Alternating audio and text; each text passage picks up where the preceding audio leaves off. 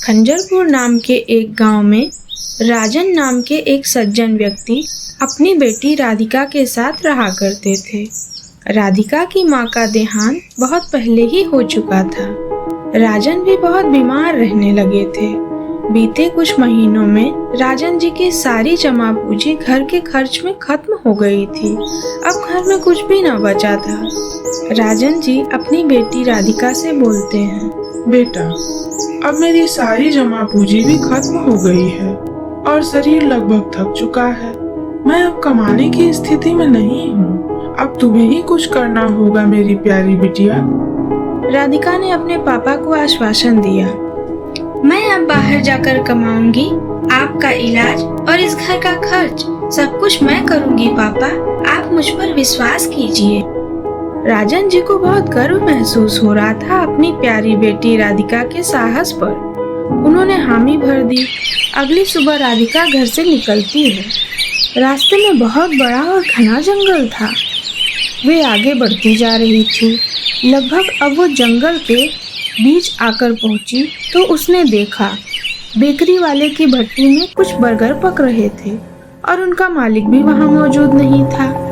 उन बर्गरों ने उसे आवाज लगाई, प्यारी बच्ची, हमें इस तपती आग से बाहर निकालो, नहीं तो हम पूरी तरह से जल जाएंगे। हमारी मदद करो। लड़की आगे बढ़ी और उनको निकाल के बाहर टेबल पर रख दिया।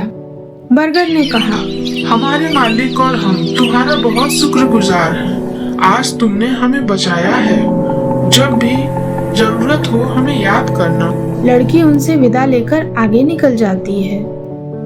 आगे जाने पर एक बहुत बड़ा और पुराना पेड़ देखती है जो फलों से बुरी तरह से भरा पड़ा था। पेड़ ने कहा, प्यारी बच्ची, मेरी मदद करो, नहीं तो मेरी टहनियाँ टूट के गिर जाएंगी। मैं इस वजन को संभाल नहीं पा रहा। लड़की ने सारे पेड़ के फल तोड़े और कहा, फल मैंने तोड़ दिए हैं, अब आपको हल्का महसूस हो रहा होगा। पेड़ ने कहा, मैं तुम्हारा एहसानमंद हूँ प्यारी बच्ची। जब भी मेरी जरूरत हो याद करना। लड़की ने कहा, अच्छा ठीक है, अब मैं चलती हूँ, इजाजत दीजिए। राधिका और आगे बढ़ी और उसे एक छोटा सा घर जंगल के वीराने में दिखाई पड़ता है। वो सोचती है, घर जाकर पूछती हूँ, क्या पता कोई काम मिल जाए। ऐसा सोचकर वह घर के अंदर पहुंची और उसने देखा वहाँ एक चुड़ैल रह रही थी। लेकिन राधिका ने निडरता से कहा, मैं पास के गांव से आई हूँ, मुझे काम की तलाश है। अगर आपके घर में मेरे लायक कोई काम हो तो मुझे नौकरी पे रख लीजिए। चुड़ैल ने राधिका को ऊपर से नीचे तक देखा और कहा, ठीक है, इस घर में काम कर सकती हूँ। घर की साफ सफाई और खाना बनाने का काम तुम्हें करना होगा। इसके बदले मैं तुम्हें अच्छे पैसे दूंगी। मुझे रोज रात में घर से निकलना होता है। काम के लिए निकलती हूँ, तुम इसी घर में रहना और काम करना। सुबह मैं वापस आ जाती हूँ। राधिका काम करने को तैयार हो जाती है। चुड़ैल ने कहा, लेकिन मेरी एक शर्त है। तुम अगर ऊपर छत पर कभी भी देखोगी तो एक भारी पत्थर तुम्हारे ऊपर गिरेगा और तुम मर जाओगी। इसीलिए तुम कभी भी छत पर नहीं देखोगी। राधिका ने चुड़ैल की ये शर्त मान ली क्योंकि उसे काम की बहुत जरूरत थी। रात हुआ, चुड़ैल अपने शिकार पर निकल गई। सुबह वापस आई और राधिका से इंसान का मांस पकवा कर खाया और अपने कमरे में चली गई। राधिका को उसका ये व्यवहार बिल्कुल भी अच्छा नहीं लगा, पर उसकी मजबूरी थी तो वो काम को छोड़कर जा नहीं सकती थी। समय बीतता गया। चुड़ैल रोज रात जाती, लोगों का शिकार करती और आके राधिका से उन्हें पकवा के खाती थी। राधिका को चुड़ैल से नफरत सी होने लग गई थी। एक रात चुड़ैल घर पर नहीं थी। तब राधिका ने सोचा, ऐसा भी कौन सा पत्थर है घर के छत पर, आज मैं पता करूंगी। वो बाहर वाले कमरे में आई और ऊपर देखा। ऊपर से एक भारी चीज नीचे गिरी। वो डर गई, लेकिन उसने करीब जाकर देखा तो वो चौंक गई।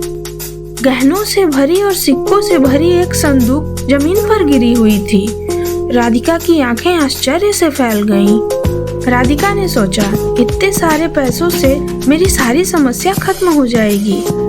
उसने सब कुछ अपने पास रख लिया और तेजी से जंगल की ओर निकलने लग गई। लगभग सुबह सी हो गई थी। इतने में चुड़ैल अपने घर वापस आई, संदूक को देखा और खाली पाया। वो समझ गई कि राधिका ने सब कुछ चुरा लिया है। वे तेजी से उसके पीछे जाती है। इधर राधिका पेड़ के पास पहुंचकर मदद मांगती है। पेड़ ने कहा, हाँ, तुमने भी मेरी मदद की थी, आओ मेरी टहनियों में छुप जाओ। जब चुड़ैल वहां पहुंची और पेड़ से पूछा, क्या तुमने एक लड़की को देखा है? वो चोरनी मेरे गहने और पैसे लेकर भाग गई है। पेड़ ने कहा, हाँ, एक लड़की यहाँ तक आई तो थी, पर रास्ते पर वापस लौट गई थी। लड़की पेड़ से बाहर निकली और उसको धन्यवाद करके आगे बढ़ी और आगे बढ़ के बेकरी वाले दुकान तक पहुंची और उसके मालिक से मदद मांगी। मालिक ने कहा, प्यारी बच्ची, मैं तुम्हारा बड़ा एहसानमंद हूँ। तुम एक काम करो, टेबल के पीछे छुप जाओ, मैं चुड़ैल को देख लूंगा। इधर चुड़ैल वापस बेकरी के रास्ते पर आती है और बेकरी वाले के पास पहुंचकर कहती है, अरे सुनो भाई, क्या तुमने उस चोरनी लड़की को देखा है? इधर ही आई होगी। उस आदमी ने कहा, हाँ। चुड़ैल को आग की भट्टी के पास इशारा किया और बोला, उसी के पीछे छुपी हुई है वो लड़की। चुड़ैल उस भट्टी के पास पहुंची तो उस आदमी ने बड़ी ही चालाकी से चुड़ैल को आग लगा दिया। चुड़ैल जल के मर गई और उसने लड़की को बाहर आने को कहा। राधिका ने उस आदमी को बहुत धन्यवाद दिया और अपने घर वापस लौट आई और अपनी सारी आप बीती खुशी खुशी अपने पापा को सुनाया। उनको अपनी बेटी की बहादुरी पर गर्व महसूस हो रहा था। राधिका ने बहुत ही सूझबूझ और साहस से चुड़ैल से मुकाबला किया था।